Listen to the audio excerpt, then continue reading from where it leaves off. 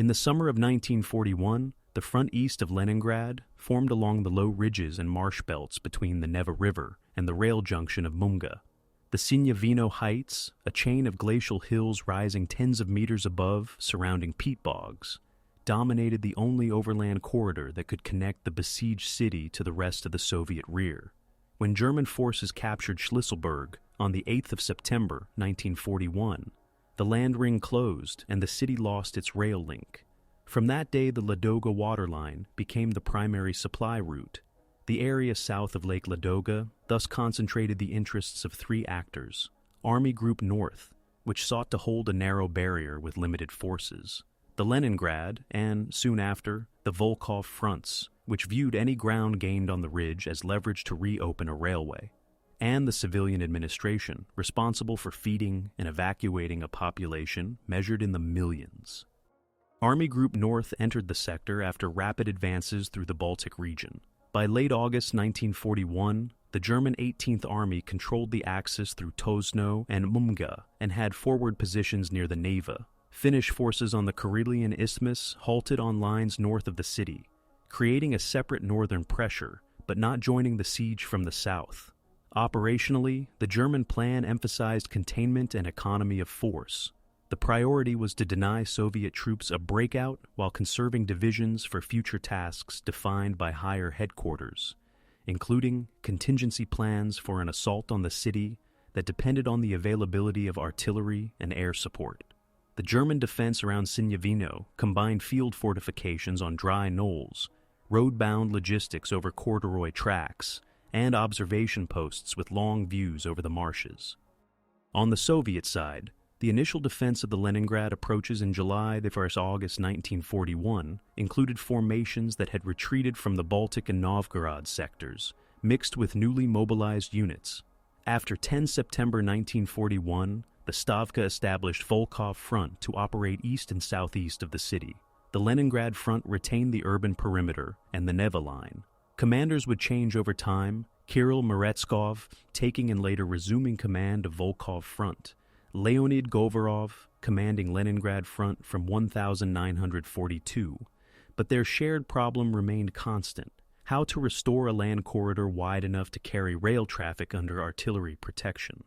Early staff appreciations identified the Sinyavino Heights as the decisive ground, because control of the ridge permitted observation and interdiction of any link along the southern shore of Lake Ladoga. Civilian authorities documented the consequences of the blockade in precise terms. By autumn 1941, the city's rations were restricted to minimal daily allotments. Evacuation across Lake Ladoga by barge in warm months and by ice road in winter began in September and expanded in November 1941 when the ice thickened sufficiently to carry trucks. The survival of the city depended on tonnage moved over this corridor and on the ability to protect both endpoints from artillery fire. The Sinyavino area, lying within range of the prospective ground route, therefore acquired additional weight for both adversaries. It was not only a tactical height, but an artillery platform. Intelligence on each side reflected these stakes. German aerial reconnaissance in late 1941 reported Soviet troop concentrations forming east of the Neva, and along approaches through the forests near Gontovaya Lipka and the Mia Sinyavino Road. Intercepts and prisoner interrogations suggested the assembly of shock groupings from the Leningrad and Volkhov sectors. Soviet intelligence, drawing on patrols and signal intercepts, assessed that German 18th Army held the ridge with a network of strong points linked by lateral tracks and supported by artillery positioned on firmer ground west of Mumga. Both assessments correctly captured the central constraint. Movement outside narrow forest roads was slow, and heavy equipment sank in the peat whenever temperatures rose above freezing. The material balance in late 1941 favored the defender on the ridge. German divisions, although committed elsewhere, could concentrate artillery to disrupt any bridgehead on the Neva and counterattack along the few usable roads. Soviet formations, reorganizing after summer losses, were replenished with conscripts and limited heavy transport. Artillery and engineer resources existed in significant numbers, but were difficult to bring forward through forests and swamps, and to supply with ammunition. Commanders on both sides recognized that operations here would be determined by logistics as much as by maneuver. The political context framed military planning. For the German leadership, Leningrad had economic and symbolic value, yet its reduction by siege aligned with the desire to limit urban combat. Orders in September and October 1941 prioritized sealing the city and preparing for operations elsewhere, assuming that starvation and bombardment would neutralize resistance. For Soviet leadership, maintaining Leningrad was a national imperative. The city's industrial base, shipyards, and status as a major urban center required continued defense and the restoration of a land route. Stavka directives in late 1941 called for coordinated actions by the Leningrad and Volkhov fronts to relieve pressure and, when possible, to pierce the blockade. Public sentiment, recorded in diaries and official reports, oscillated between endurance and exhaustion.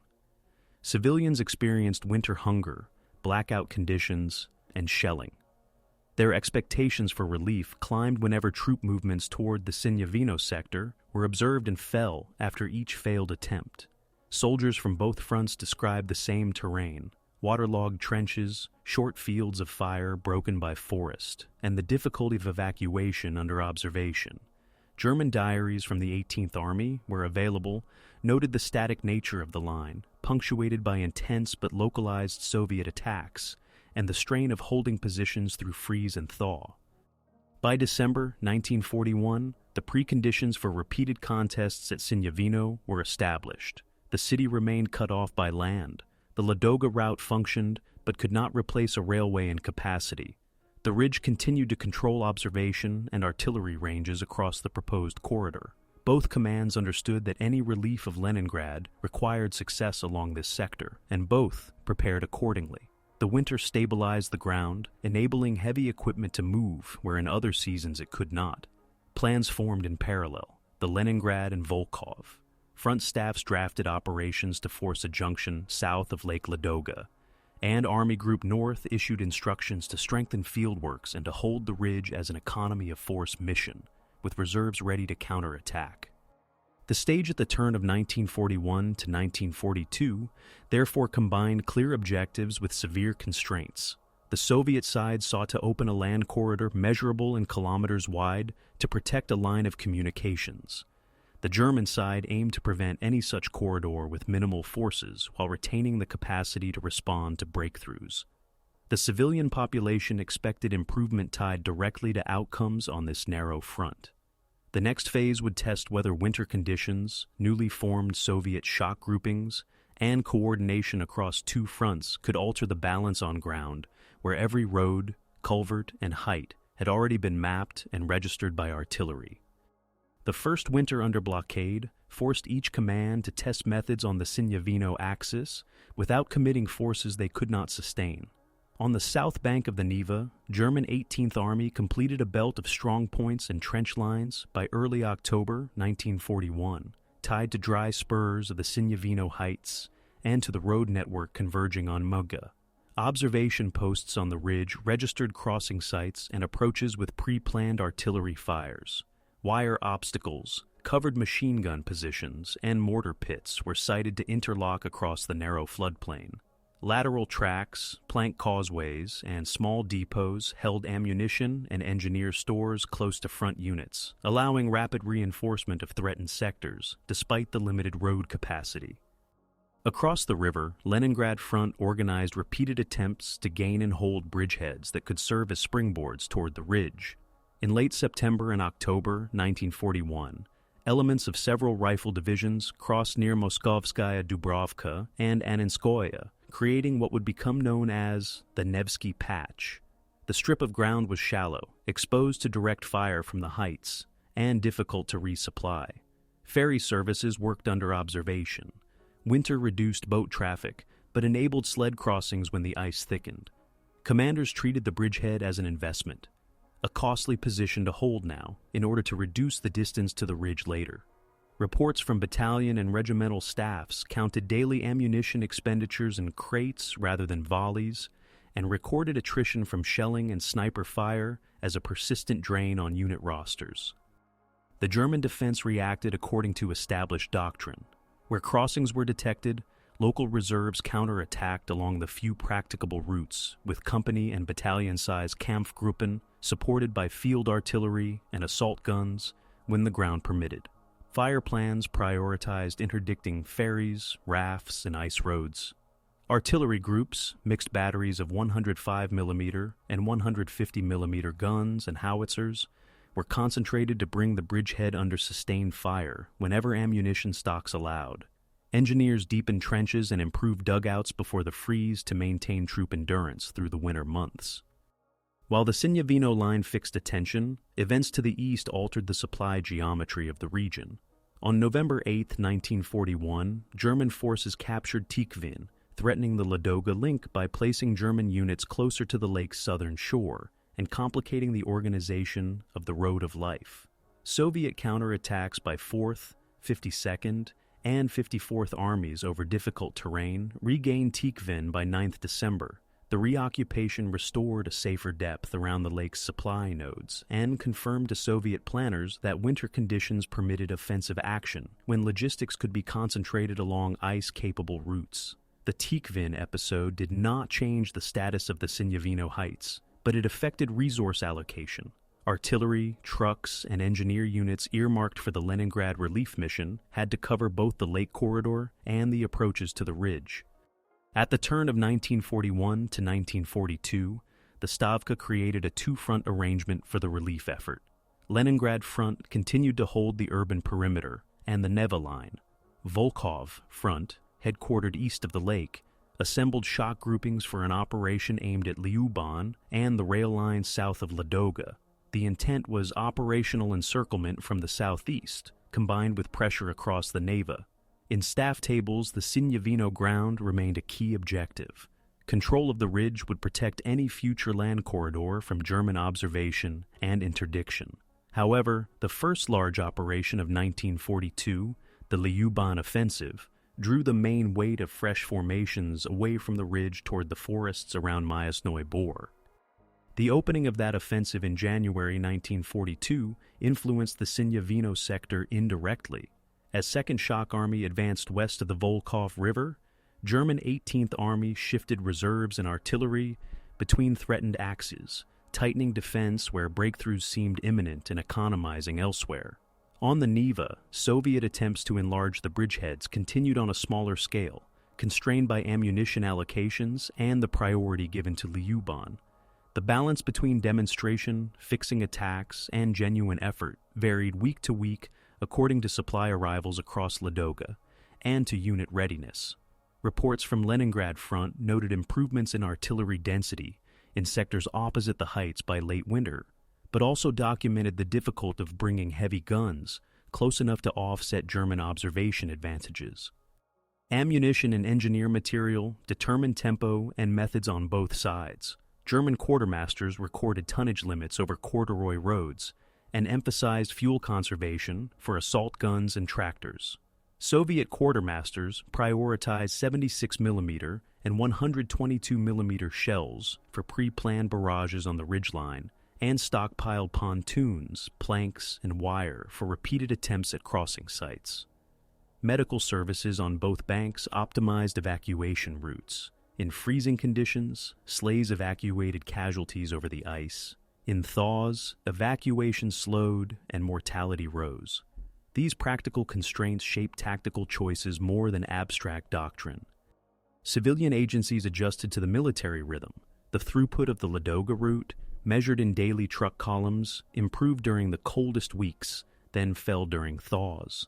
Evacuations and food deliveries had to be balanced with the movement of military cargo intended for the Neva sector. The presence of heavy artillery near the lake nodes risked drawing counter-battery fire towards civilian areas, and staffs coordinated displacement schedules to reduce exposure. The prospect of reopening a rail line through the South Shore depended on conditions at Sinyavino, but until sufficient ground was held under cover from the ridge, the civilian supply plan remained anchored to the lake. By April 1942, the immediate opening phase on this axis closed with limited territorial change. The German line still held the heights and the Emga approaches. Soviet forces retained precarious bridgeheads on the Neva, but lacked the depth to mass for a breakout toward the ridge without unacceptable exposure to artillery. Losses accumulated on both sides in infantry strength rather than in armor or heavy weapons, a consequence of the terrain and restricted avenues of approach. Commanders and staffs now had a season's worth of data: the costs of holding a bridgehead under observation, the artillery expenditure required to suppress German positions on the ridge even temporarily, and the logistic burden of moving supplies over ice roads and forest tracks to launch and sustain attacks. This experience drove the next round of planning. Leningrad and Volkhov fronts sought to synchronize a larger operation toward the ridge with renewed pressure from the east once the ground firmed. The idea was straightforward in structure: widen and deepen the Neva bridgehead, drive on the Sinyavino knoll line to deny German observation, and meet a thrust pushing northwest to cut the Umga rail. Army Group North expected this, and prepared a defense that assumed the Soviets would commit more artillery and engineers in the summer. Fortifications on the ridge were thickened, fire plans refined, and counterattack routes rehearsed.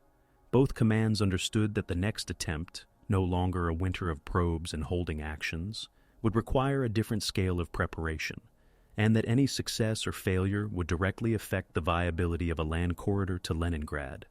After the winter of probes, staffs on both sides converted observations into plans for the next campaigning season. For the Soviet side, the central objective remained a land corridor to Leningrad, wide enough to carry a railway and a road under cover from direct observation.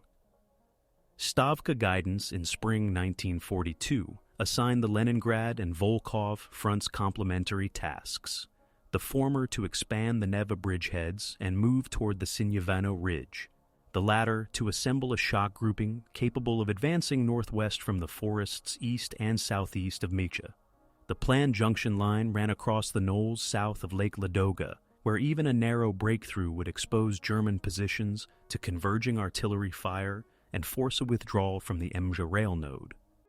The Lyuban offensive's outcome shaped these deliberations. Between January and June 1942, 2nd Shock Army operated west of the Volkhov River and was encircled near Myasnoy Bor. Most of its personnel and heavy equipment were lost by early summer. The encirclement consumed transport, artillery ammunition, and engineer stores originally earmarked for a direct push on the Sinyavino heights. Post-operation reviews listed recurring problems: insufficient road capacity for sustained ammunition flow, lack of bridging materials and thaw conditions, and difficulty synchronizing multi-front artillery plans. These findings informed the next plan on the Sinyavino axis: fewer simultaneous tasks, higher density of artillery and engineers on a shorter frontage, and stricter priority for ammunition to sectors that could be resupplied reliably. The Leningrad Front's planning sections proposed to deepen the positions on the south bank of the Neva and to convert the existing bridgeheads into assault start lines. This required winter-style logistics in summer conditions: forward dumps of shells on plank-floored dugouts, camouflage against aerial reconnaissance, and redundant ferry and pontoon sites to offset expected losses from counter-battery fire.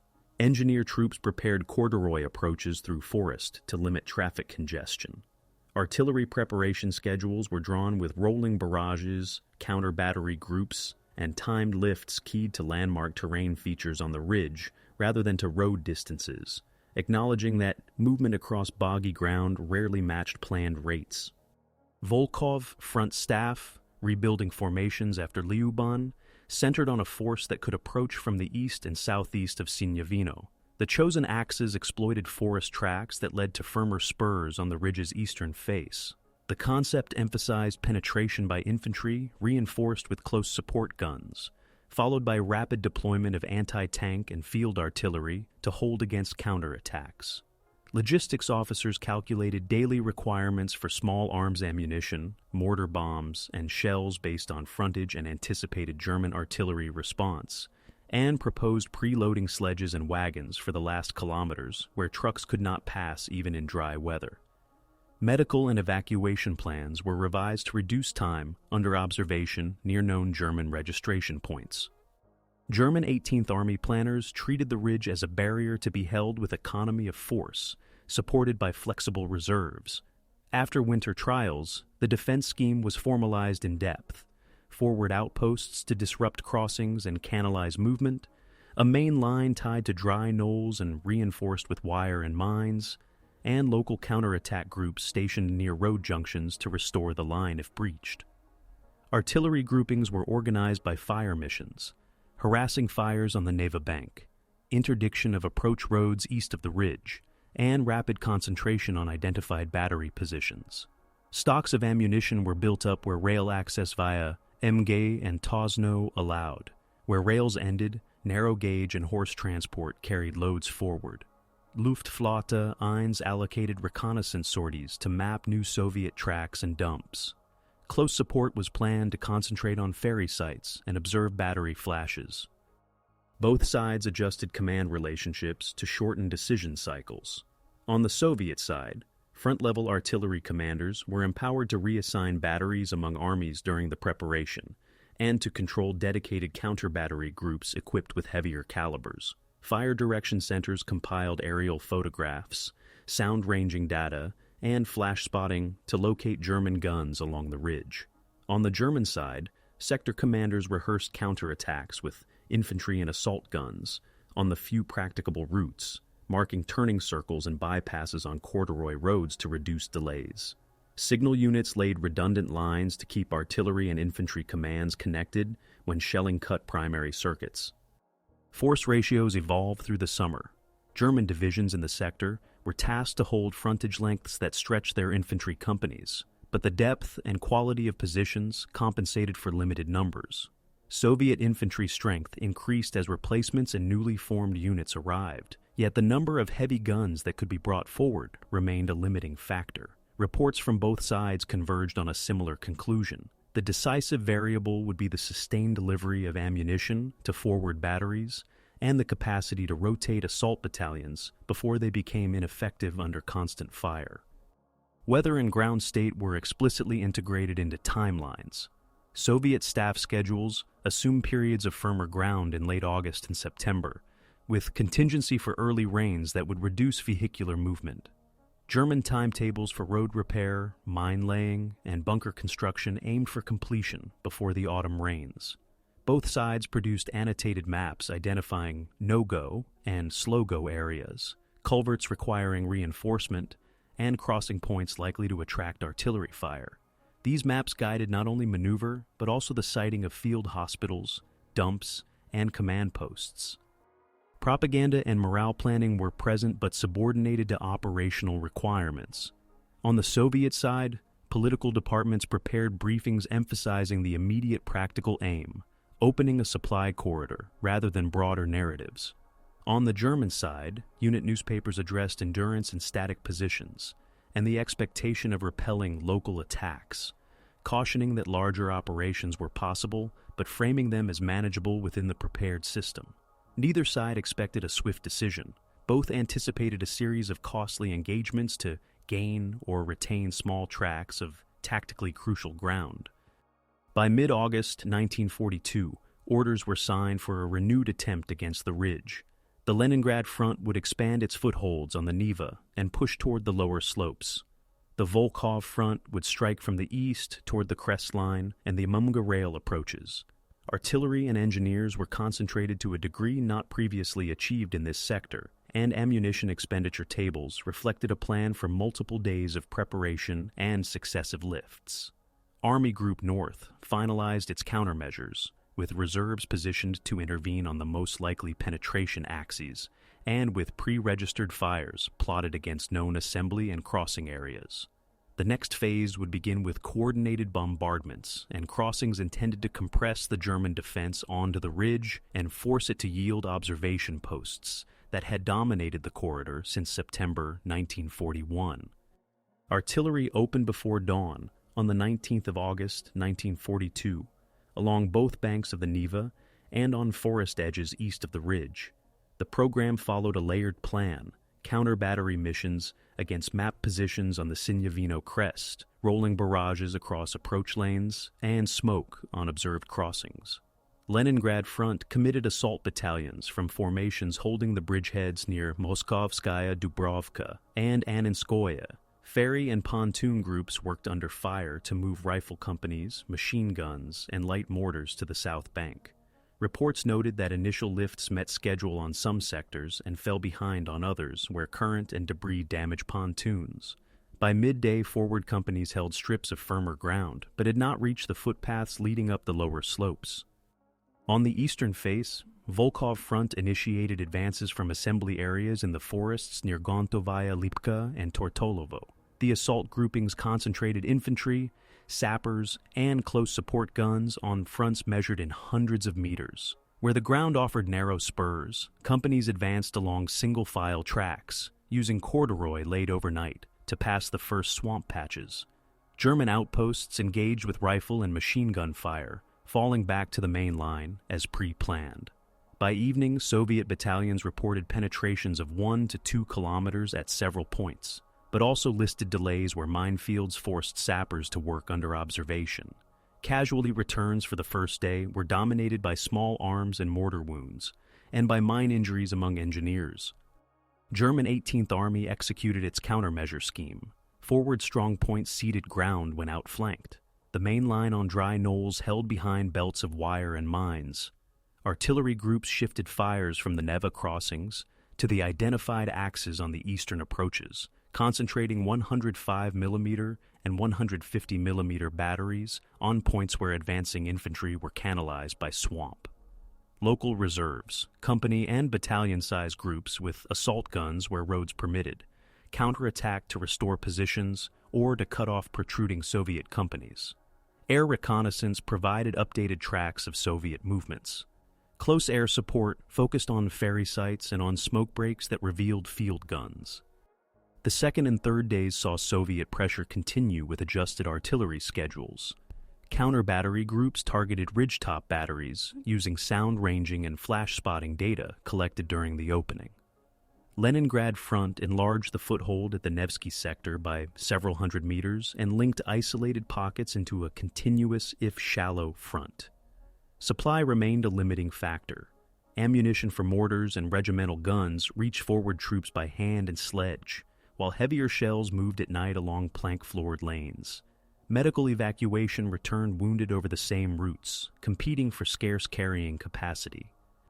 On Volkhov front side, the clearest progress occurred on a sector where a forest track approached the ridge through a series of slightly elevated patches. Infantry companies advanced from knoll to knoll under short timed lifts. By 22nd to 23rd August, spearheads approached the outer slopes of the Sinyavino line. Commanders committed second echelons to sustain momentum, deploying anti-tank guns in newly held clearings to meet expected counterattacks. German reports acknowledged Soviet gains and recalibrated the defense by pulling back certain salients and thickening the line in front of key observation points. Mines were relayed on probable approach lanes during the night. Artillery registration was updated to cover new forward edges. Terrain and weather imposed a recurring pattern. Periods of morning haze and smoke masked movement, but also reduced artillery observation. Afternoon clearing restored visibility for both sides, increasing the effectiveness of defensive fires. Heavy rain on 24th August degraded road surfaces and slowed tractor-drawn guns. Soviet staff shifted ammunition priorities to mortars and lighter pieces that could be brought forward on sledges and carts. German supply noted increased fuel consumption for assault guns, obliged to maneuver repeatedly on soft ground to meet local penetrations. By late August, the offensive had created a salient on the eastern approaches of the ridge measuring roughly 6 to 8 kilometers in depth and several kilometers in width. Soviet battalions occupied parts of the lower slopes and adjacent clearings. The Neva bridgeheads were somewhat wider, but still under observation.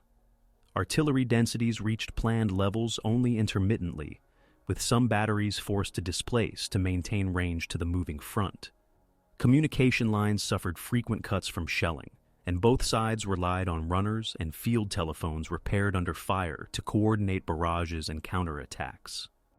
German 18th Army introduced additional reserves to stabilize the sector. Infantry regiments from neighboring divisions rotated into critical points. and assault guns were concentrated near road junctions that allowed short-notice movement to either the eastern face or the approaches from the Neva. Air sorties increased against bridges and ferries, with observed hits reducing crossing capacity for hours at a time. Counterattacks sought not only to reclaim ground, but to compress the Soviet salient by striking its flanks where swamp narrowed lateral movement. When successful, these actions forced Soviet companies to abandon exposed knolls to avoid encirclement. Soviet command adjusted by reinforcing the salient's base with anti-tank and field guns, and by assigning engineers to maintain causeways under shelling. Infantry units reported that mine densities on forward slopes increased, requiring methodical clearance at the cost of tempo. Staff logs recorded ammunition expenditure that exceeded daily targets for several consecutive days, prompting rationing in quieter sectors. Planned employment of heavy artillery groups against ridgetop batteries was reduced on certain days to preserve stocks for subsequent phases.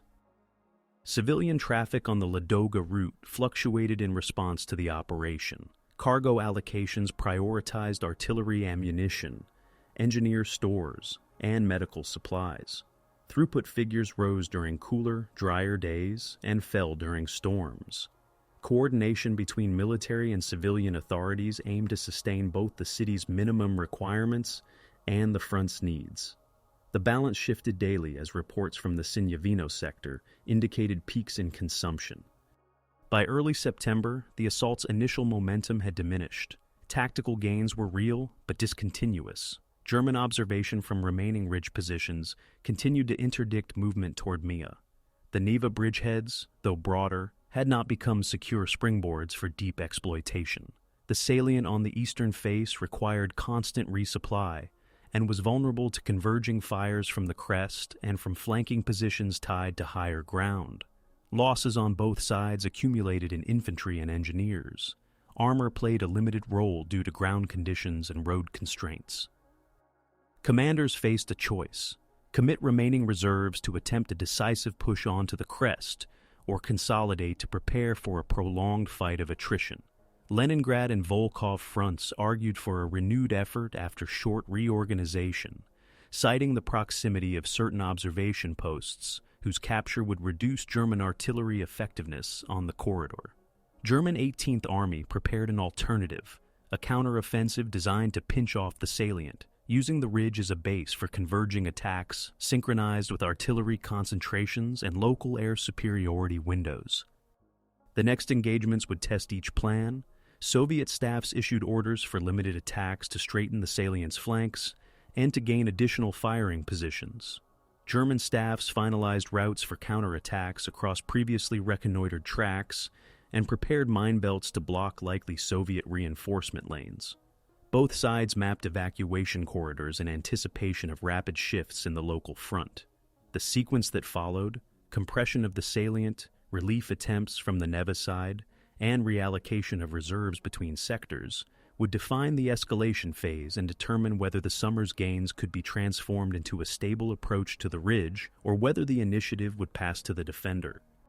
German countermeasures began on a schedule refined during the opening days of the Soviet push. By 2–3 September 1942, reserves moved into the sector from neighboring divisions and Army-level assets earmarked for a separate operation against Leningrad. The German High Command had planned a concentrated assault on the city under the name often translated as Nordlicht, with heavy artillery and specialized units redeployed after the capture of Sevastopol. The Soviet advance toward the Sinyavino Ridge forced a reallocation. Artillery groups, engineer battalions, and assault guns originally intended for city assault tasks were committed instead to stabilize the ridgeline and to prepare a counterstroke against the salient that had formed on the eastern approaches. The method selected was a converging counteroffensive designed to compress and, if possible, seal the Soviet wedge east of the ridge. German infantry regiments assembled on the salient's flanks, along roads marked during earlier reconnaissance, supported by assault gun batteries positioned near junctions where they could shift rapidly between axes. Artillery executed rolling concentrations to cut Soviet tracks, interdict ammunition columns, and isolate forward companies. Luftflotte 1 increased sorties over the narrow front to strike ferries on the Neva, and to attack identified gun positions and dumps behind the eastern face. Mine belts were extended during night hours to impede Soviet lateral reinforcement. Soviet commands recognized the risk and attempted to stabilize the salient by thickening its base and improving communications. Anti-tank guns were sighted in depth to cover likely counterattack corridors.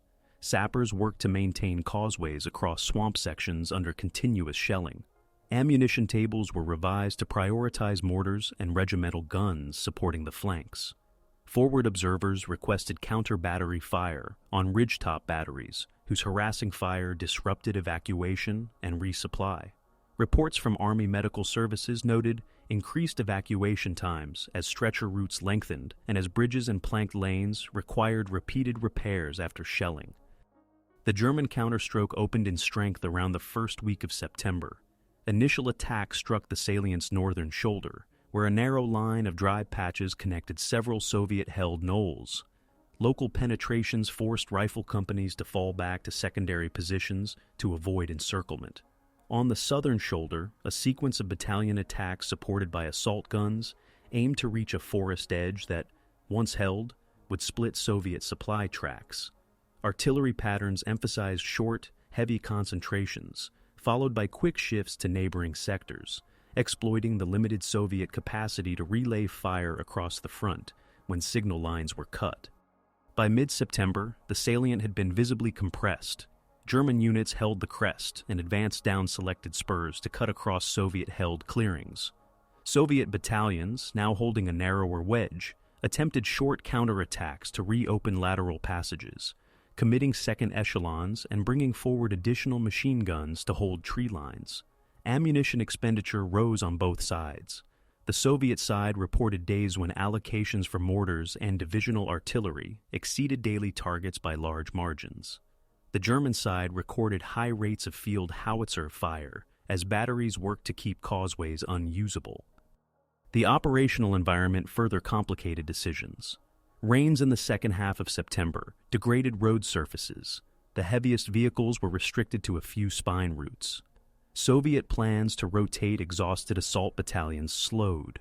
German schedules to move heavy guns between pre-registered firing points required additional engineer work.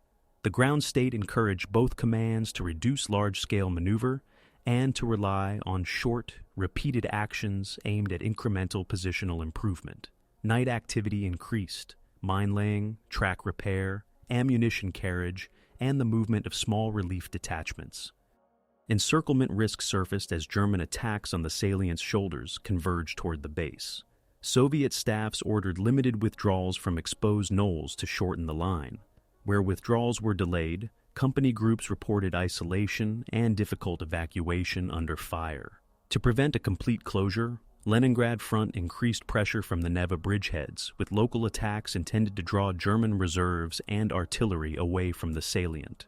Artillery shifted part of its effort to counter battery missions against ridgetop batteries that dominated the approaches. German records from the 18th Army show that the counteroffensive achieved the immediate aim of neutralizing the Soviet summer gains east of the ridge. The wedge was narrowed and partially rolled back. Several Soviet battalions were trapped in pockets when causeways were cut behind them. However, the larger strategic intention to restore freedom of action for a separate assault on Leningrad was not realized.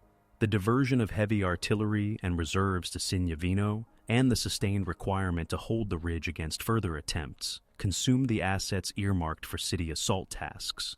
In effect, the Soviet offensive forced a defensive commitment that delayed other plans. Soviet assessments emphasized two results. First, the disruption of German preparations for a large-scale assault on Leningrad. Second, the demonstration that coordinated front-level operations could reach the lower slopes of the ridge and hold ground for periods measured in weeks under strong opposition. At the same time, the reports listed specific shortcomings. Signal redundancy was insufficient for rapid artillery retargeting when lines were cut. Engineer units lacked mine-clearing equipment in densities required for ridge approaches that German troops repeatedly remined at night. Ammunition delivery depended on a small number of tracks that could be interdicted by observed artillery. Proposals followed to create additional parallel lanes despite the terrain cost. Casualty accounting. for the August to October fighting reflected infantry attrition and high engineer losses on minefields. Armor losses were lower relative to other fronts due to limited armor employment. Aircraft losses were recorded on both sides as air units operated over a small, well-defended area with rapid turnaround and repeated strikes on the same points. Medical services described evacuation chains that functioned under stress, but noted that delays in transport during rains increased mortality among serious cases. Both commands reported the exhaustion of units rotated through the sector. By early October 1942, large-scale offensive action diminished. The immediate front stabilized along a line still short of the crest. The Neva bridgeheads remained in Soviet hands but narrow and under observation. The salient on the eastern face was reduced and reshaped into a series of forward posts, connected by shallow trenches and plank lanes. German positions on the ridge held, but with a permanent allocation of artillery and reserves that reduced flexibility elsewhere.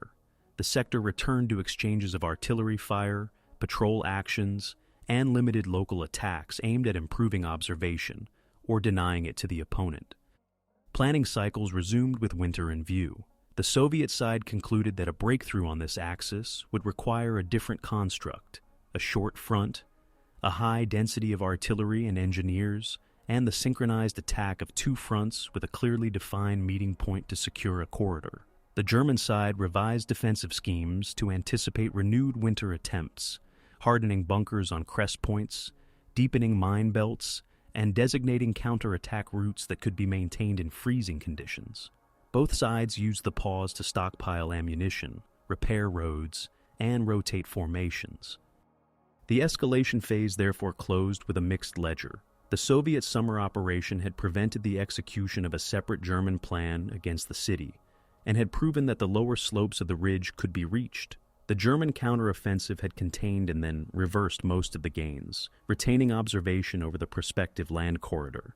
The next attempt would adopt different parameters: winter ground, ice-supported logistics, and a narrower, strictly defined objective to meet from two directions. Orders and assembly for that operation began before the end of the year, with artillery survey, stockpiling, and engineer reconnaissance keyed to the short days of January. Frozen ground changed the parameters of the problem. In January 1943, both commands entered the Sinyavino sector with clear, limited definitions of success. Leningrad Front and Volkhov. Front planned a synchronized assault, Operation Iskra, set for the 12th of January, with two converging thrusts toward the south shore of Lake Ladoga. The Leningrad Front designated the 67th Army to attack from the west bank of the Neva, between Shlisselburg and Moskovskaya Dubrovka, supported by artillery positioned in and around the city. Volkhov Front assigned 2nd Shock Army and 8th Army to attack from the east through forest belts south of the lake. The meeting line was plotted near workers' settlements and the railway embankments running along the shoreline. The immediate objective was a corridor wide enough, reported between 8 and 11 kilometers, to protect a road and a rail under direct fire cover, not a general breakout toward Memijo. Preparation reflected lessons from 1942. Artillery density on chosen sectors rose to levels that earlier months could not sustain. Counter-battery groups with heavy calibers were aligned against ridgetop positions. Divisional artillery and guards mortars were tasked to rolling barrages on narrow frontages. Engineers prefabricated pontoon elements and ice crossings, stockpiled fascines and timber, and rehearsed rapid bridge laying under fire. Camouflaged forward dumps held ammunition close to batteries to ensure multiple days of scheduled fires. Signal units laid redundant lines and prepared radio nets to control the tempo of lifts, and to reassign missions if units lost contact under shelling. German 18th Army entered the winter with a plan to hold the ridge and the Neva bank with strong points in depth and to counterattack from prepared junctions when the attacker became canalized. Intelligence assessments judged that a Soviet winter attempt was likely and identified crossings opposite Shlisselburg and Annenskoye as probable. The defense grouped 105mm and 150mm batteries to interdict ferry sites and ice roads, strengthened forward bunkers with additional timber and soil, and positioned reserves, infantry and assault guns, on the few spine routes leading down from the ridge toward the lake. Luftflotte, one scheduled reconnaissance to track bridge construction and to cue strikes on observed concentrations. At 0900 on 12 January, the Soviet artillery program began. Fire plans combined sustained counter-battery missions against mapped German positions with timed lifts across the first belt of trenches. On the Neva, 67th Army advanced assault groups over ice reinforced by snow and timber. Sappers cut lanes through minefields and ice obstacles, and infantry took the first bunkers on the south bank after close-range fights measured in tens of meters. On the eastern face, 2nd Shock Army and 8th Army attacked along narrow axes where frozen bog permitted movement by infantry and light guns. By evening, reports recorded penetrations of 2 to 4 kilometers in several sectors, including footholds in the outskirts of Schlüsselburg and gains along forest tracks south of the lake. German forward strongpoints were overrun or bypassed, where fire superiority and sappers opened lanes quickly. Elsewhere, resistance held and counterattacks restored the line. Assault guns moved on pre-marked ice-capable roads to strike companies that had advanced beyond artillery cover. Artillery concentrations targeted assembly points, bridges, and ice crossings. Observed hits forced temporary pauses and repairs. Despite these measures, the cumulative effect of artillery density and narrow frontage allowed the Soviet side to maintain momentum into 13th to 14th January. Commanders committed second echelons in daylight to exploit narrow successes, accepting increased exposure in order to reach the shoreline embankments that anchored the planned junction. On 15th to 16th January, the operational geometry shifted. Leningrad front units entering Schlüsselburg reduced German observation over the Neva corridor. From the east, 2nd Shock Army pressed toward workers' settlements and the rail line, bringing anti-tank guns forward on sledges to hold newly taken clearings. The convergence of axes created a series of German salients exposed to fire from 2 directions. German sector commands responded by ordering local withdrawals from forward pockets to a shorter, more defensible arc, tied to higher ground, while launching battalion counterattacks to delay the meeting of Soviet forces. Air sorties concentrated on bridges and ice roads, with several spans reported destroyed and replaced during night hours. The meeting of the two fronts occurred on January 18th near the shoreline settlements, closing a land corridor to Leningrad for the first time since September 1941. Reports listed immediate tasks: demining the corridor, establishing road discipline on the few usable lanes, sighting anti-aircraft guns to protect crossings, and emplacing artillery to screen the new link from the ridge. Engineers began work on a rail connection known colloquially as the Victory Road, with a temporary bridge across the Neva and embankments along the south shore. Initial traffic consisted of light vehicles and sled columns. Within weeks, trains moved under cover of batteries positioned on both banks. The exact opening dates for full rail operations varied by source. Staff summaries agree that February 1943 saw the first sustained rail deliveries across the restored link.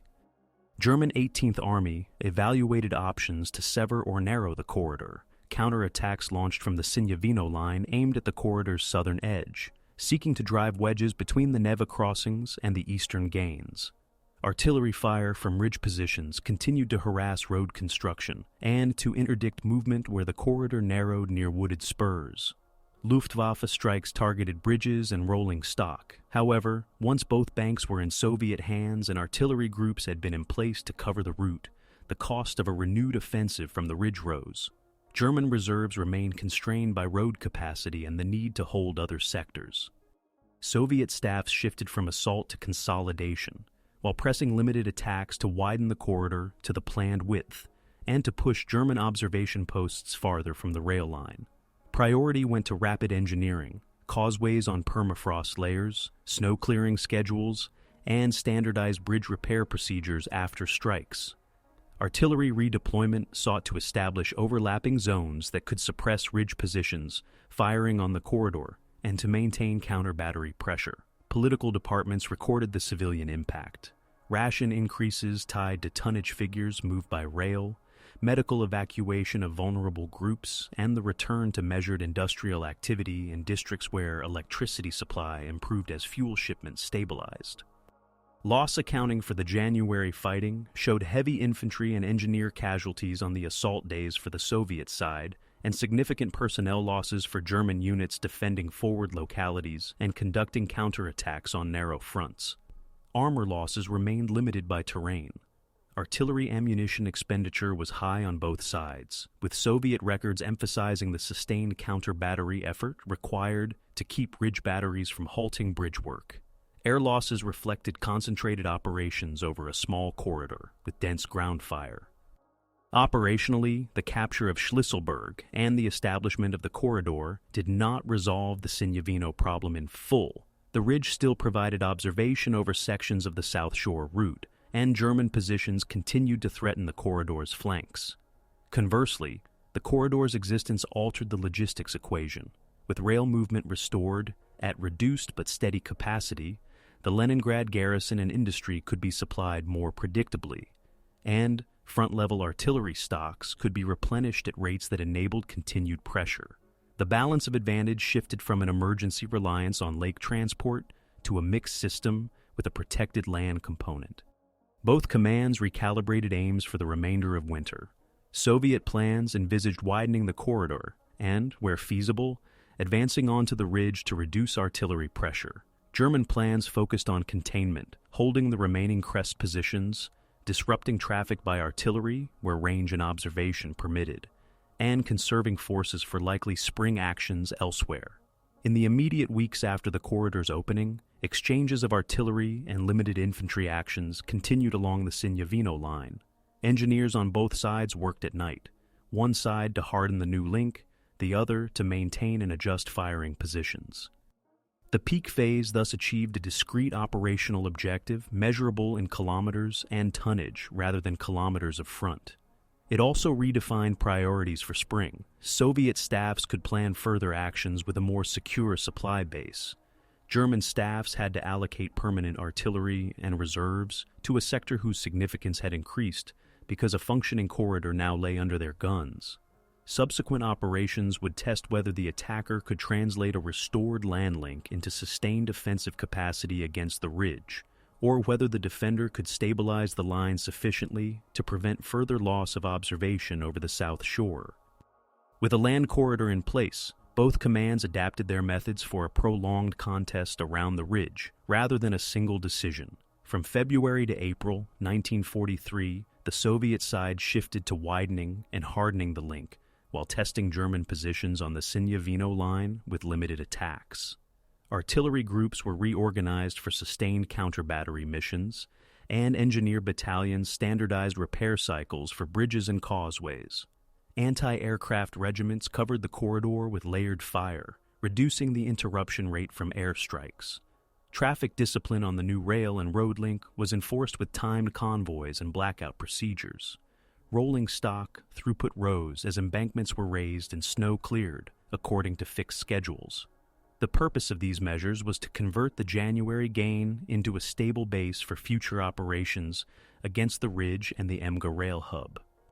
German 18th Army adapted its defense to the new conditions by thickening artillery on crest points that overlooked the corridor, and by methodically improving fieldworks on dominating knolls. Bunkers were reinforced with additional timber and stone. Observation posts were linked by telephone lines buried deeper than in 1942 to reduce cuts from shelling. Forward positions were adjusted to form interlocking arcs, accepting small withdrawals where necessary to shorten the line. Supply to these positions continued over limited roads.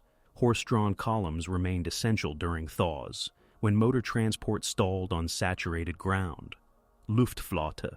One kept reconnaissance over the corridor to identify rail schedules, bridge repair routines, and artillery battery displacement patterns. Operational plans reflected these adaptations. In February-March 1943, Stavka launched a wider concept known in multiple documents as efforts to push Army Group North back from the Leningrad approaches, with sub-operations that included pressure toward Mumga.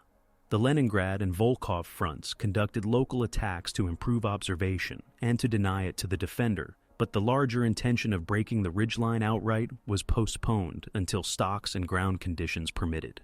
After the spring thaw, staff work converged on a summer offensive toward Mumga to widen the land link, reduce artillery pressure on the corridor, and create conditions for further movement along the rail axis.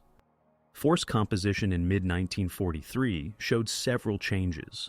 Soviet rifle divisions entering the sector had higher authorized strengths than in late 1942, though actual strengths varied. Artillery parks included more 122 mm and 152 mm pieces, and rocket launcher regiments were grouped for concentrated fire on short fronts. Assault guns, Su-70s, and a smaller number of heavier types were assigned to infantry support where ground allowed. Engineer densities increased, with more mine-clearing teams and bridging equipment per kilometer of front. On the German side, infantry divisions held extended sectors with reduced battalion counts. Assault gun units and anti-tank batteries were parceled to likely approach lanes. Artillery remained the principal arm, with ammunition allocation calibrated to keep interdiction on the corridor and to break up assembly areas east and west of the ridge. Civilians experienced the new equilibrium directly. Ration levels in Leningrad improved as rail deliveries normalized to planned targets. Medical evacuation flows reversed, with wounded and vulnerable groups moving out, while labor returned to industrial zones in measured numbers. Air raid alerts continued, and long-range artillery still reached parts of the city, but the corridor's protection by overlapping batteries reduced the frequency of extended interruptions. On the German side of the line, civilians in settlements near Mumga and Tosno faced increased movement restrictions as field works expanded and as artillery units relocated into or near inhabited areas, a reflection of the need for depth against renewed summer attacks. The summer campaign opened in July 1943 with coordinated Soviet attempts to seize the Emga node and to push the line off the ridge. The attacking echelons included formations from 67th Army and 8th Army, with supporting roles for neighboring armies to fix German reserves. Preparations resembled those of January in density, but differed in ground state and in the need to attack across forest and swamp without the simplifying effect of deep frost. Fire plans combined counter-battery missions with methodical bombardment of trench systems on the lower slopes. Infantry advanced on narrow axes that exploited known firmer spurs. Engineers cleared mine belts that had been thickened through the spring. Early reports noted limited gains measured in hundreds of meters and the capture of individual bunkers, followed by immediate German counterattacks that retook some positions. German 18th Army defended with a pattern refined in late 1942, a forward crust designed to delay and attrit, a main line anchored to knolls with interlocking fields of fire, and counterattack groups stationed near the few road junctions that offered rapid movement. Where Soviet artillery suppressed frontline positions effectively, German troops withdrew to the next trench line and allowed assault guns to engage at short distances in cut lanes. Artillery focused on breaking up follow-on echelons and on interdiction of supply tracks, a measure intended to slow consolidation in newly taken clearings. Air support, constrained by broader demands across the theater in mid-1943, appeared in concentrated packets rather than continuously. The tempo in July and August became cyclical. Soviet units attacked with heavy preparatory fire, gained local ground, and attempted to hold under counterattacks. German units absorbed losses, reformed at the next line, and struck flanks or the base of protruding salients. Ammunition expenditure on both sides remained high.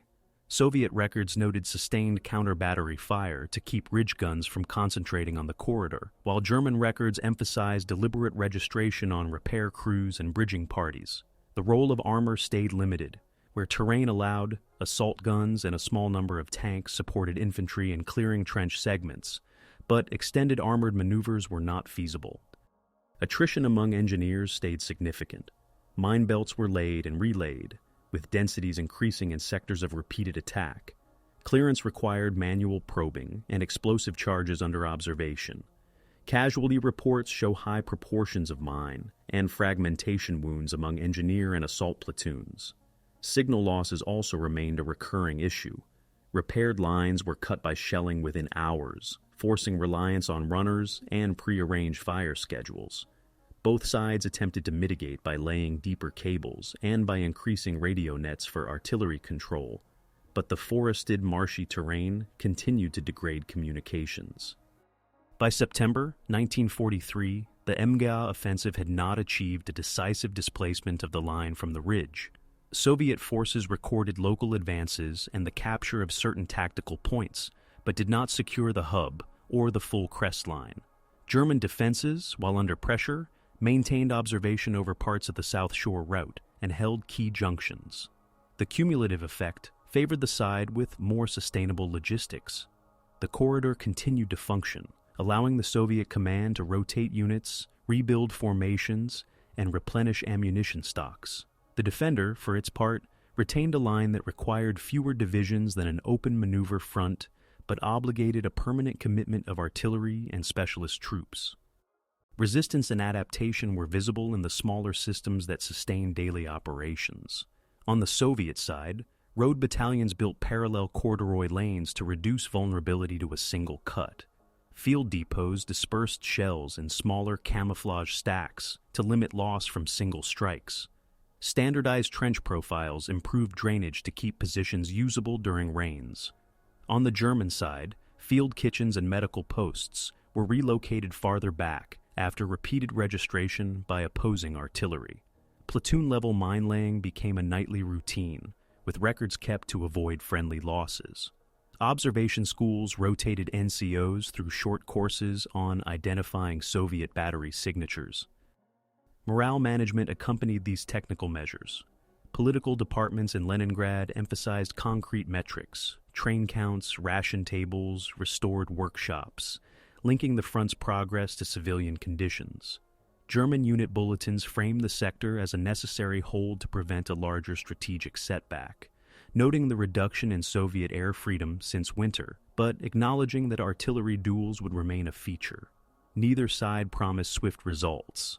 Both presented the struggle for Sinyavino as a sustained effort where endurance and routine could shape outcomes as much as a single engagement.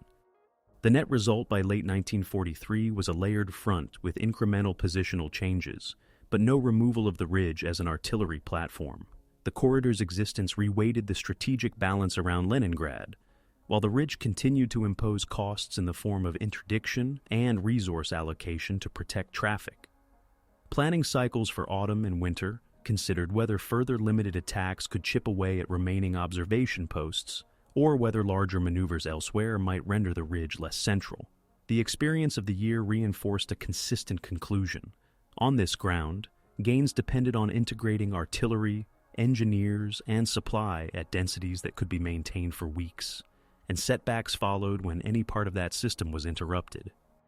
The turning point came with a plan that did not treat the Sinyavino Ridge as an isolated objective, but as one segment of a broader winter offensive.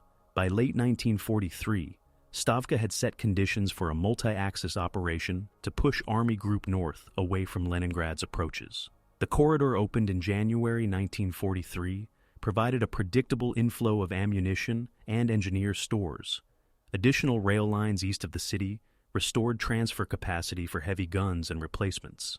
Orders for the Leningrad-Novgorod offensive scheduled the first phase for January 14, 1944.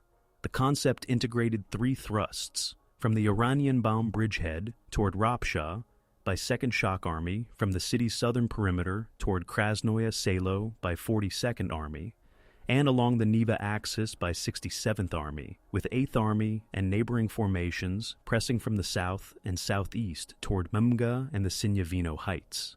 The immediate operational effect sought was to unhinge the German arc around Leningrad and compel a withdrawal from the ridge to avoid encirclement.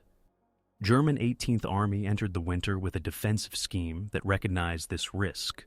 Corps on the Leningrad perimeter had strengthened fieldworks and reserved assault guns for counterstrokes on narrow roads, but overall infantry strengths were reduced after sustained fighting in 1943. Ammunition allotments for heavy artillery were rationed, and staff studies had examined fallback positions tied to the Panther Line farther to the southwest. Intelligence assessed a high probability of a Soviet winter offensive, with likely massing opposite the Oranienbaum bridgehead and south of the city, and judged that any deep penetration toward Ropsha would expose the Sinyavino-Memga sector to a flanking threat. On 14th January 1944, Soviet artillery opened across the front. The Second Shock Army advanced from Oranienbaum under heavy fire support, breaking into the German line toward Ropsha.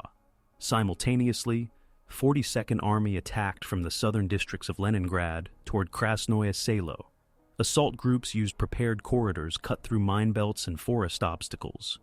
Artillery plans concentrated counter-battery fires on ridge and junction points that had served as observation posts since 1941.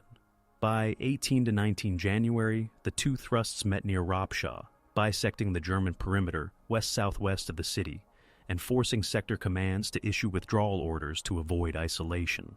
The link-up reduced German observation over approaches that had influenced the Neva and South Shore movements for 2 years.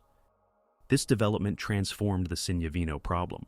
With the Western Arc broken, 67th Army attacked across sectors along the Neva to press east, and 8th Army advanced from the south through forests that had formed the eastern face of the ridge system.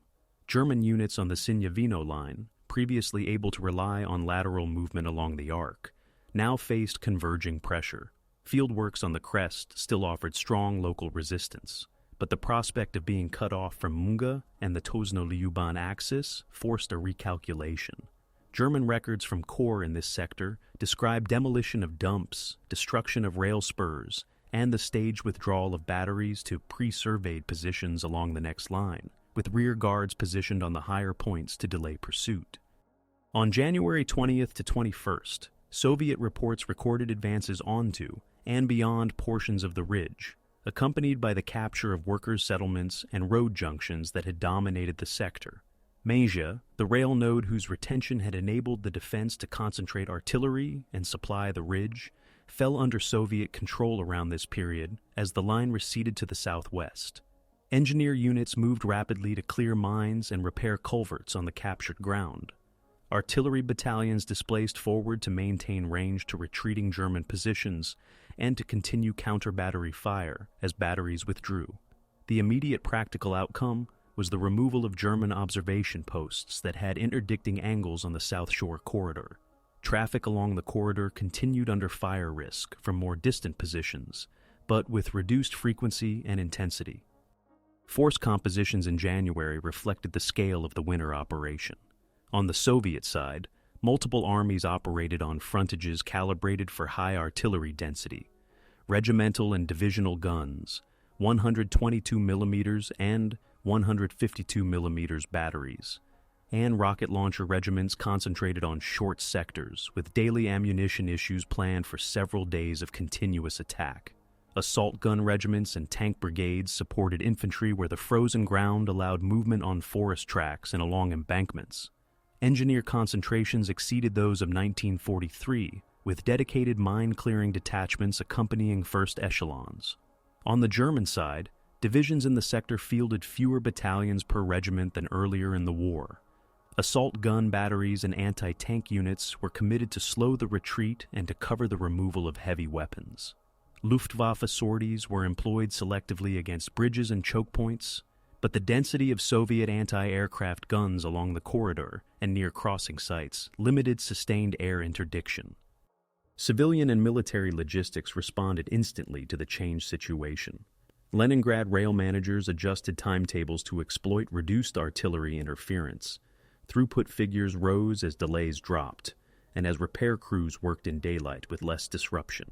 Evacuations of long-term hospital cases accelerated along the restored lines, while fuel deliveries to power stations increased.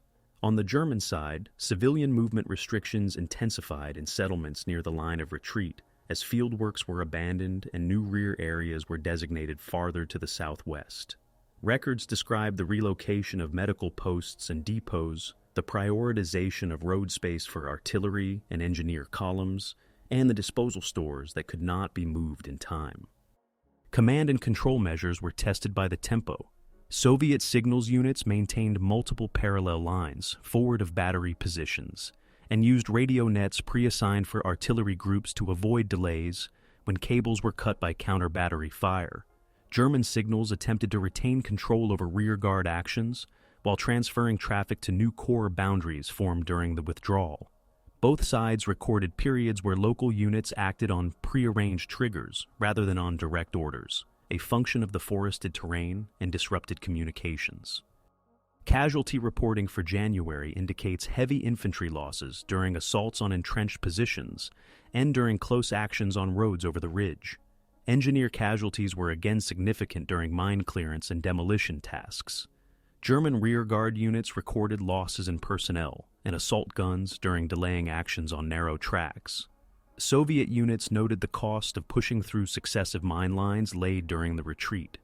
Air losses were lower than during 1943 corridor interdiction cycles, reflecting limited windows for air operations under adverse winter weather and increased ground-based air defenses around key route nodes. The immediate operational result by late January was the elimination of the Sinyavino Ridge as a forward German artillery platform controlling the South Shore corridor and the approaches to Mainz. The line bent back toward Lyuban and Tozno. The rail axis east of Leningrad was no longer under routine observation from nearby high ground. The broader phase of the Leningrad-Novgorod offensive continued south and southwest, but on the Sinyavino axis, the turning point had been reached. The position that had anchored 2 years of defensive and offensive cycles ceased to function in its previous role. For staffs on both sides, the shift carried implications extending beyond local terrain. Soviet planners could now consider reallocating some artillery groups and engineer battalions from permanent corridor protection to operations aimed deeper along the rail lines, while maintaining sufficient coverage to deter harassment from more distant positions. German planners faced the task of establishing a new defensive arc with fewer divisions, longer lines of communication, and reduced freedom to interdict Leningrad's supply. The ridge's loss did not end combat in the sector, but it converted daily calculations, from how to preserve or break a narrow corridor under observation to how to operate on a front where the principal urban center had regained a secure land connection. Subsequent actions would address consolidation, pursuit, and the management of resources across a widening battlefield. Withdrawal from the Sinyavino sector proceeded in stages tied to terrain and road capacity.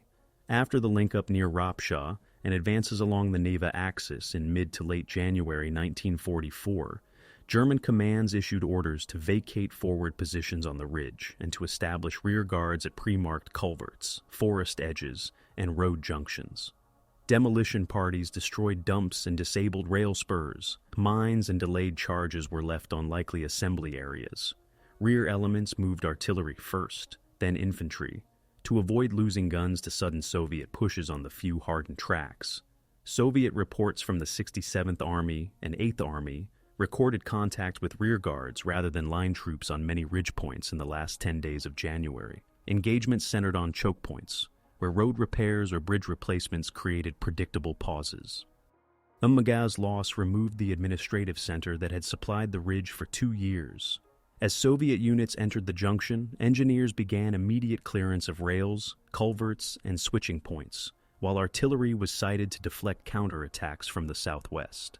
The sequence, occupation, mine clearance, field repair, repeated across smaller nodes on the ridge crest and its slopes. Soviet formations advanced in echelons, assault and sapper platoons forward, anti-tank guns next, followed by regimental guns, and the first batteries of divisional artillery once roads were certified. German rearguards used short counterattacks with assault guns to disrupt these sequences, aiming to buy the hours needed to pull heavier weapons beyond the next waterline. Civilian consequences were immediate and measurable. Rail managers in Leningrad raised throughput targets as artillery observation from nearby heights ceased. Daily train counts rose across February, supported by standardized repair teams for repeated Luftwaffe strikes on bridges farther from the city. Food deliveries increased. Medical evacuation of long-term cases accelerated. In settlements on the former front line, local inventories recorded damaged wells, contaminated ground from demolition charges, and fields mined in patterns that required formal clearance before planting. On the German side, inhabitants along the retreat axis faced movement restrictions and requisitions as convoys concentrated on the remaining spine roads. medical posts and small depots were relocated under pressure, leaving less time for staged civilian departures. Casualty accounting during the withdrawal phase reflected a transition from positional fighting to pursuit. Soviet losses remained concentrated among infantry and engineers, clearing mines and booby traps in depth belts. German losses increased in rearguard companies and gun crews covering demolitions. Armor losses were limited by ground constraints, but included assault guns abandoned after mechanical failures on frozen but rutted roads. Air losses stayed episodic due to weather, with combat reports describing windows of sorties followed by days of low activity. Command and control adapted to faster movement. Soviet signals established mobile switching points for artillery nets, so batteries could displace without losing fire missions. Prearranged code words triggered shifts of counter-battery lines as German guns withdrew. German signals transitioned to shorter hops between corps as boundaries shifted. Wire lines were cut preemptively to deny use by the pursuer. Both sides relied heavily on liaison officers and runners, where forests and demolitions interfered with radio. The end of combat operations on the ridge did not end the sector's military significance. For Soviet staffs, the immediate requirement was consolidation. Secure the corridor against harassment from the next line, restore the IMGA link as part of a broader rail network, and prepare to pivot artillery groups to support operations toward Luga and Narva. Ammunition dumps were dispersed and camouflaged to reduce losses from remaining long-range strikes. Anti-aircraft dispositions were revised to cover new bridges and embankments. German staffs, reorganizing around a shortened front farther to the southwest, assigned artillery to delay further Soviet movement along rail axes and to hit repair parties at predictable hours. Infantry divisions, reduced in battalion strength, were tasked to hold river lines and forest belts until reinforcements arrived, or until a larger operational withdrawal to fortifications farther back could occur. Comparative figures illustrate the shift in capacity. In winter 1942 to 1943, the restored corridor carried trains under intermittent fire, with delays tied to ice and ad hoc bridge work. In February 1944, with the ridge vacated, schedules normalized to higher daily counts and fewer interruptions. On the German side, the number of batteries that could maintain interdiction fell as positions moved beyond effective observation of the South Shore route. Divisional artillery, now positioned on more distant ground, had to rely on air reconnaissance windows rather than on permanent ridge observers, reducing accuracy and raising ammunition expenditure per effect achieved. Humanitarian outcomes tracked with these metrics. Ration tables in Leningrad improved in step with rail tonnage. Industrial districts restarted shops and phased schedules as fuel deliveries stabilized. Schools and hospitals reported more consistent heat and electricity. In rural settlements around the former front, clearance units mapped mine belts and compiled records of delayed charges left in buildings and along lanes, leading to phased returns of civilians after engineering certification. Mortality from shelling declined as batteries moved away. Injuries from mines remained high until clearance progressed. For operations, the ridge's loss simplified but did not resolve the challenge of protecting supply lines. Soviet engineers continued to fortify the corridor with berms, shelters for repair crews, and alternate lane plans to sustain traffic during strikes. Artillery survey teams extended sound ranging and flash spotting networks outward to locate batteries beyond the former crest line. Unit rotation schedules, constrained in previous years by lake and ice traffic, now used rail to cycle formations through the sector more rapidly, affecting the cadence of attacks on the next defensive line. German field manuals and after-action notes from early 1944 reflected a reorientation. Without the ridge, defense emphasized river lines and forest belts with deeper mine belts, more elastic tactics, and reliance on timed demolitions. Assault guns were held for counterattack only, as roads now lacked the lateral redundancy the ridge had provided. Infantry companies were instructed to avoid fixed localities that could be bracketed by heavy artillery and to fall back to pre-surveyed positions when under risk of envelopment. The economy of force logic persisted, but with narrower options for artillery economy and fewer observation advantages. As the line bent away from Leningrad's immediate approaches, the Sinyavino name ceased to appear as a daily operational reference.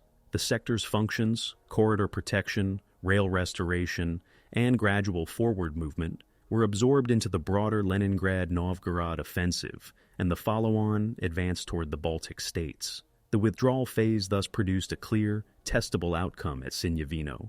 The artillery platform that had constrained the city's lifelines since September 1941 was removed, and the front's geometry no longer allowed routine interdiction from nearby heights. What remained were standard tasks of pursuit and stabilization, scaled to winter roads and to formations worn by 2 years of repeated engagements on the same ground. The immediate consequences also shaped longer-term memory and administration. Military burial teams and local authorities documented graves and debris fields for later exhumation and repair. Rail and road authorities archived damage patterns to revise construction standards for embankments and culverts in swamp and peat zones. Statistical departments correlated train throughput and ration improvements with dates of position changes on the former ridge, creating data sets later used in studies of blockade relief. German archival summaries, compiled after the retreat, listed Sinyavino among sectors where tactical defensive proficiency and artillery use had achieved local success, but where broader operational developments had compelled withdrawal despite prepared positions. In the event's aftermath, the sector transitioned from a daily crisis point to a case study in how terrain, logistics, and multi-front planning interacted over a prolonged contest. The campaign's legacy can be read in 3 layers: operational outcomes, institutional learning, and public memory. Operationally, the removal of German observation from the Sinyavino Ridge in January 1944 ended the routine interdiction of the South Shore Corridor and secured Leningrad's land supply. The corridor, first reopened in January 1943 and then widened and stabilized, shifted the logistics baseline from emergency lake traffic to an integrated rail and road system. Train counts in February-March 1944 rose toward planned schedules, with fewer artillery interruptions. The Emiga Junction's recapture restored a node that had structured movement for both sides since 1941. For the German command, the departure from the ridge forced a redistribution of artillery to more distant positions, with reduced accuracy and higher ammunition expenditure per effect. The front geometry changed from a short arc with dominant heights to longer lines anchored on rivers and forest belts. The outcome at Sinyavino thus shaped the wider Leningrad-Novgorod offensive by unlocking lateral movement and stockpiling capacity for follow-on thrusts toward Luga and Narva. Institutional learning accrued over 3 campaigning seasons.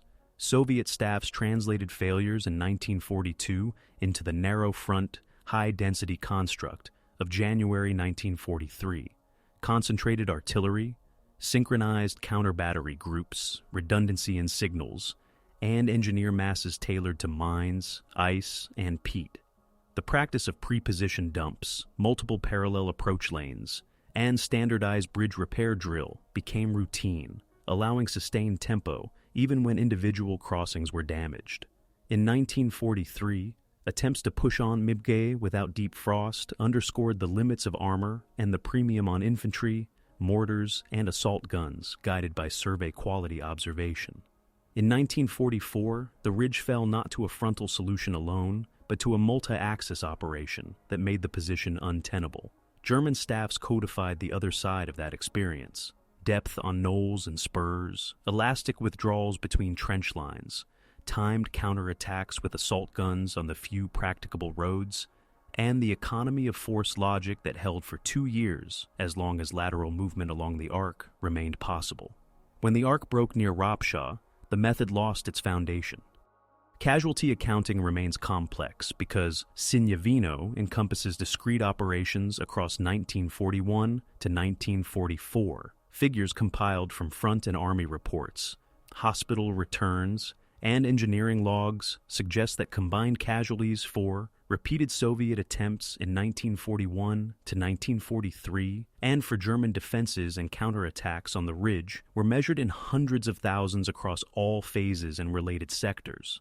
Estimates vary by inclusion criteria, Nevsky bridgeheads, Lyuban peripheral actions, Emga assaults, Iskra, and the January 1944 retreat. The structure of losses is clear, even when totals differ. Infantry bore the majority. Engineers suffered high proportions from mine belts and demolition tasks, and armored vehicles played a limited role due to ground constraints. Air losses clustered in short windows when weather allowed concentrated strikes on ferries, crossings, or repair crews. Doctrinally, Sinyavino became a case study in terrain-driven warfare. The peat and forest mosaic reduced maneuver to spines of firm ground, converting movement into logistics problems solvable only by engineers and sustained artillery. Survey and fire adjustment techniques, sound ranging, flash spotting, aerial photo mosaics had outsized effects because observation, not just caliber, determined whether guns could suppress ridge batteries or protect repair crews. Signal redundancy shifted from desirable to essential. Whenever lines failed, fire schedules degraded into fixed lifts that could not answer fluid threats.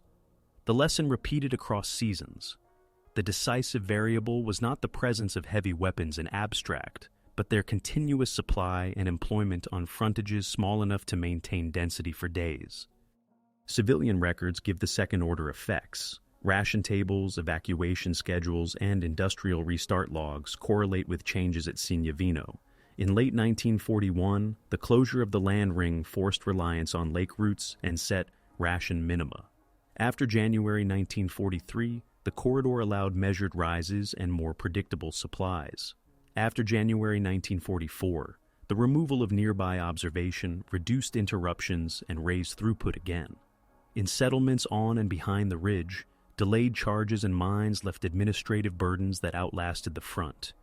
Grid maps, clearance certificates, and phased returns of residents. German village and district files from the retreat list requisitions, movement restrictions, and the progressive shift of aid stations, recording a civilian experience conditioned by the demands of a defense in depth that had to be abandoned in stages. Historical debate focuses on intent and method.